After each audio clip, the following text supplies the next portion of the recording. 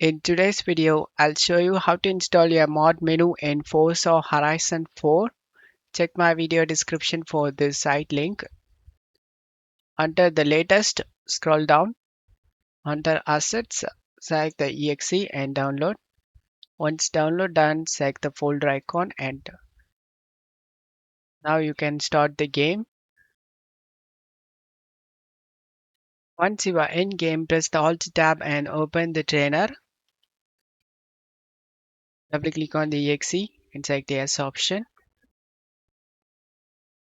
Go to auto show and garage, and these options are not working. When I try to turn on these options, the game just crash. So avoid turning on. Go to self and vehicle, expand this unlocks, and you can type how much CR values you want. To show you guys it's working, I gonna type unlimited and just turn it on. Once you turn on, to make this cheat activate, you need to change the car, any car.